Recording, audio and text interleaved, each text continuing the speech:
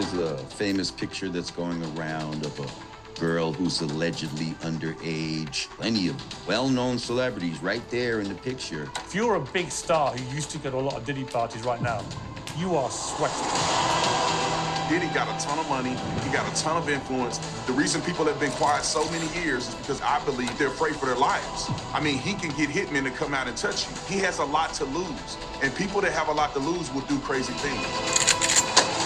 It does look ridiculous in light of other well-known defendants who are charged with similar types of crimes. They are getting out. They are posting large multi-million-dollar bails. It doesn't seem reasonable that he wouldn't be given that same consideration.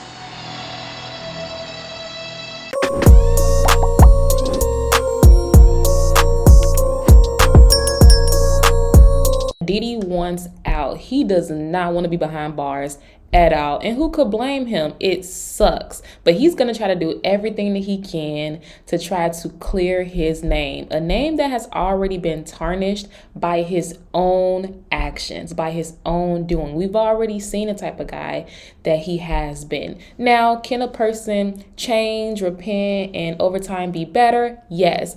But is there a penalty for your actions? Absolutely. And it is time that he pay that penalty. But that will not stop him from trying to clear his name and be released from jail or have a lighter sentence. Take a look. From a legal perspective, obviously Diddy's in deep trouble. But all these extra things that have been bubbling around, talk of, maybe corrupting potential witnesses, et cetera, et cetera.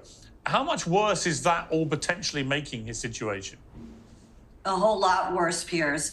That type of conduct, if it's really going on, can be introduced into the trial in front of the jury, and it shows indicia or consciousness of guilt. Someone trying to corrupt the proceedings, allegedly. Now, this has been alleged, but they're saying, the prosecution brought up in his past bail hearing last week that he was abusing his phone privileges in prison. Now, he has a set list of people he can call out to, and he allegedly was using other inmates' phone lines or phone time to call out to people he wanted to speak to, and they were alleging that could be witness tampering, and that's a really bad move on anyone who...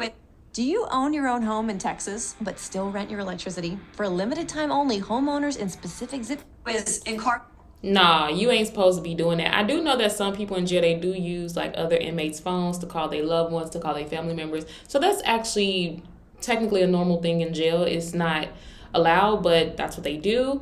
However, in his case, because he has threatened people in the past, because he has lied, because he has scared people and feared them, and the type of charges that he has is legit about him doing these things, like scaring people and threatening people. He can't be using other people's phones in jail, trying to make calls to different people outside of jail. That is tampering, and that makes him look even worse and even more guilty. Incarcerated pending trial.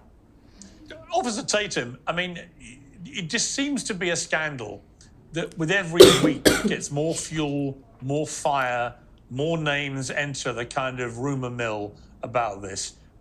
Do you think we're looking at something that could just be a lot bigger than people realize? Hey, Piers, I think 1,000%. If you listen to the lyrics of P. Diddy and some of these other people over the years, they are telegraphing some of the things that P. Diddy is accused of. And I'm not shocked. I mean, if you talk about him calling witnesses and tampering with witnesses, are you shocked?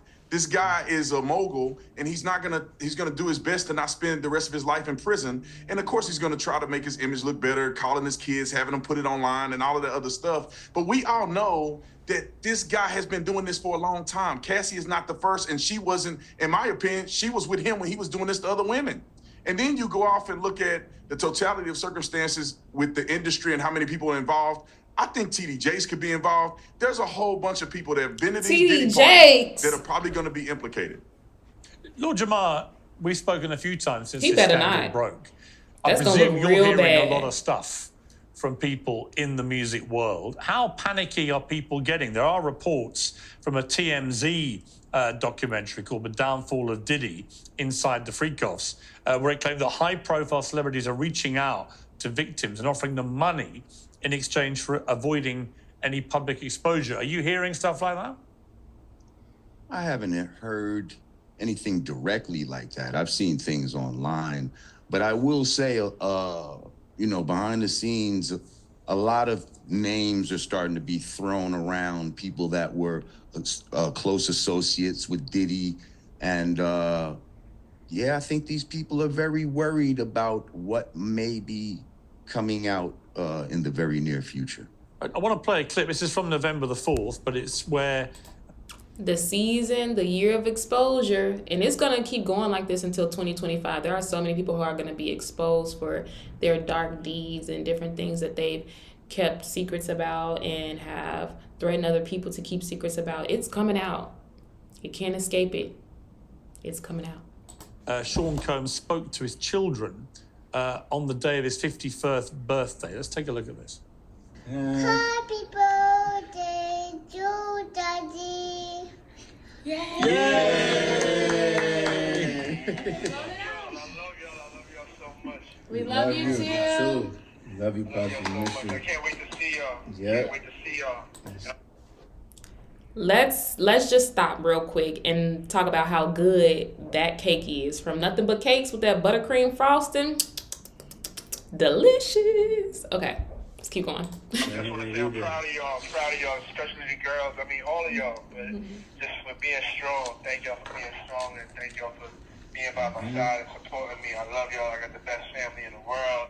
Miss Stacey Schneider, we saw that, obviously put out on social media, designed to make him look like a good father, good family man, the last person who could possibly be guilty of these incredibly serious things he's been charged with. We also, when he was at the bail hearing, and I'll come to that in a moment with you, he seemed to wink and laugh at the media. His own behavior here, how relevant will that be in the general mix? So prosecutors raised that video we just saw with the family as him trying to allegedly tamper with the jury pool and create this image, but I don't really buy it. And as a criminal defense attorney, I don't think there was much wrong with the family video. He wasn't signaling to witnesses in the case. He wasn't commenting on the evidence in the case. He wasn't even declaring his innocence. He was merely sending out a video of his family wishing him well for his birthday. And when he goes to trial, there is no doubt in my mind, and I know as an attorney, I would tell him to do this. I would have his family sitting in the front row behind him, showing their support. It's very important that you show that people, are vested in the outcome of the case, that you have family members involved. And it's important. This man is in media, and I don't blame him for trying to sway the optics and show he's a good family guy. I think that has no effect on the outcome of the case, and it should not affect bail. But he's done. No, yeah, that's facts. Anybody who is in that situation is going to definitely use their family just to soften up their image and try to sway opinions and hearts the other direction. The only thing that's an issue with that is if you really haven't changed. And that's the problem. Nobody is buying the fact that Diddy is really changed. They're just seeing it more as he's doing anything that he can to get out. But there's not an actual change within his character. So how can the people be safe and convinced that others will be safe to know that he's not going to do it again? That's the issue. They're not convinced of that. So that's what makes this an issue in the public eye for those who grew up watching Diddy, grew up listening to Diddy, or just were friends with him or known him, that he's not actually genuinely sorry. And it is gimmicky, it is schemy, per usual, per his past ways, that he's trying to do whatever he can to soften up his image so that he can get out or get a lighter sentence. And the people are not here for it. And the courts are not here for it. Plenty of other things that are going to go against his getting bail, and this should be the least of it. Yeah, I mean, on the issue of the bail, the court rejected the idea that Diddy be kept under house arrest at his island home in Miami. The district judge said that's not going to work. However, the judge did seem to potentially open the possibility to confinement with around-the-clock security at a 3-bedroom apartment on Manhattan's Upper East Side. I mean, from everything you've gleaned from this case, Stacey, how likely is it that he will be let out on bail? So I'm calling it 50-50 right now.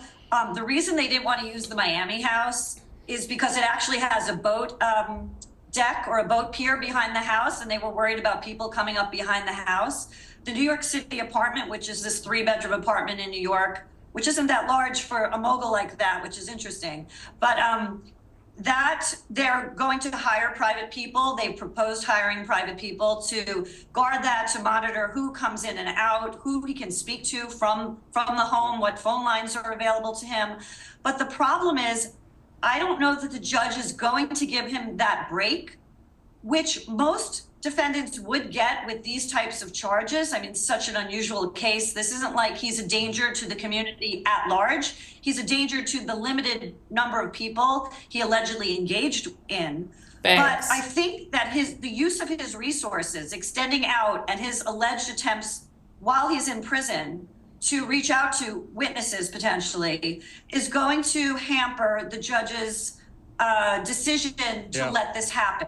But in all fairness, you probably should give him that opportunity based on the charges. Officer Tatum, I mean, during the hearing, the defense lawyer, Mark Agnifilo, disputed the prosecutor's contention that a 2016 hotel surveillance video of Diddy assaulting his former girlfriend, Cassandra Ventura, we mentioned this earlier, known as Cassie, obviously, showed there was a risk he would act violently if released. I mean, you know, it wasn't just that video. We've had a lot of women come forward and talk about either what happened to them or to other people, other women, involving his, his tendency to commit acts of violence against women. This idea of whether he's a danger to the public, he's obviously a violent guy. We saw it with our own eyes. When you drag a woman through a hotel corridor, oblivious to the fact there are cameras, and just start beating her up, that's a dangerous guy, as far as I'm concerned.